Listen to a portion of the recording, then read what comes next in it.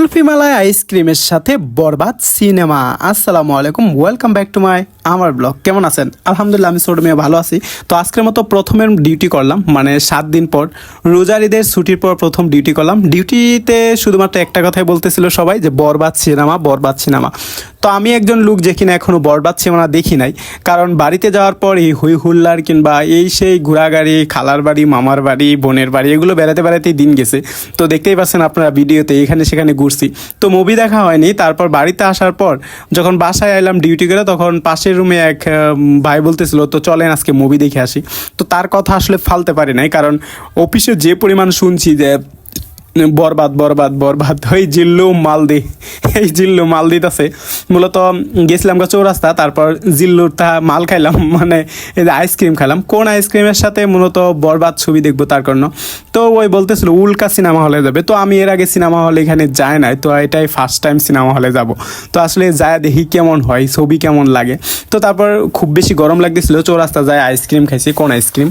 তো এগুলো খাওয়ার পর তারপরে এলো মূলত এই কোন না, এটা মূলত ছিল আইসক্রিম, এটা ছিল তুলসী কুলফি মালাইয়ের আইসক্রিম। তারপরে বরবাদ সিনেমা বড় একটা পোস্টার টানানো হয়েছে, আর এই পোস্টারটা ছিল মূলত ওই উল্কা সিনেমা হলে। তারপরে সিনেমা হলে গেলার পরে দেখি ওখানে এখনও তেমন কিছু শুরু হয় নাই, মানে আমরা তো একটু মানে বিকাল টাইমে গেছিলাম না এই ছুটির পরে। তো এরা আছে দেখা যাক কয়টা শো দেখা যায়। তারপর দেখলাম 4:30টার শো দেখা যাবে এরকম সবাই বলতেছিল। সবাই এখানে টিকিট কাটতেছিল, তো আমরাও টিকিট কাটলাম। তো টিকিট কাটার সময় তেমন একটা ভিড় টির ছিল না, তবে আসলে ঢুকার সময় যে এত পরিমাণ ভিড় হয়েছিল আর কোয়ার নাকি দেন কত মানুষ, কিছু করার নেই। আমরা সব টিকিট নিলাম। টিকিট নেওয়ার পর অনেকক্ষণ লেট করলো তারা, মানে আধা ঘন্টার মতো লেট করলো। আধা ঘন্টার মতো আমরা এদিক সেদিক গেলাম।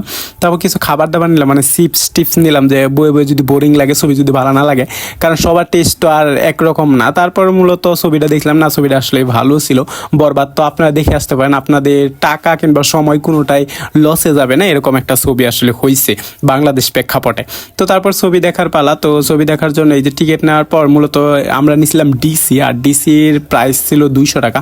তো 200 টাকা দিয়ে আমরা দোতলায় দেখছিলাম, তার জন্য দোতলায় চলে গেছিলাম। তারপর এই তো নিয়ে একদম সামনে বসার ইচ্ছা ছিল, কিন্তু আমরা যেহেতু ওই যে একটু সিরিয়ালে যাওয়া লাগবে এখানে, তো সিরিয়ালে যাওয়ার সময় আমরা দ্বিতীয় বেসে বসছিলাম।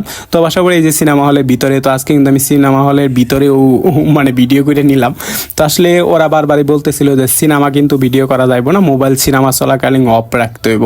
তো আসলে তাদের কথা আসলে মানার চেষ্টা করছি। সিনেমার শুরুতে আমরা কখনোই ভিডিও টিডিও করি না, যেহেতু বিরতি দিছিল তখন একটু বাড়াইছিলাম ওয়াশরুম করার জন্য। ওয়াশরুম শেষ করে মূলত 1.5 ঘন্টা ছবি দেখছি। দেখার পর আরও 1.5 ঘন্টা দেখার বাকি আছে। তো 1.5 ঘন্টায় অনেক ভালো লাগছে।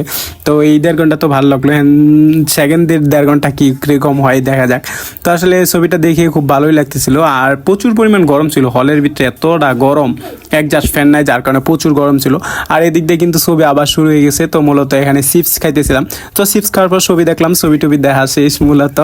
এখন আর কি করার, ছবি দেখা শেষ তো হলে বাসায় চলে যাব। মূলত রাত হয়ে গেছে আইতে আইতে। এদিক দিয়ে কিন্তু ছবি দেখা শেষ, সবাই বাড়ায় গেছে, মূলত এখন আমরা বাসায় চলে যাব। তো এরকমই আমার ছোট্ট একটা ভিডিও ছিল। তো কেমন লাগলো এই ব্লগটি জানাবেন। তো আজকের মতো এখানেই শেষ। এরপরে মনে হয়তো আবার এই রান্নাবান্নার ভিডিও চলে আসবো, এটাই আর কিছু না। তবে যতটুকু দেখছি বরবাদ সিনেমা ভালো আছে, আপনারা দেখে আসতে পারেন। তো এটা ছিল আজকের ভিডিও, কেমন লাগলো সেটা জানাবেন। যদি ভালো লাগে অবশ্যই লাইক করেন, শেয়ার করবেন। তারপর মূলত ওই চৌরাস্তা থেকে একটা বাস চড়ছি, আর বাস চড়া আমি আমার এলাকাতে চলে আসছি, মানে গাজীপুর যেখানে থাকি হারিকেন, সেখানে আসছি। টাটা বাই বাই, সবাই ভালো থাকবেন।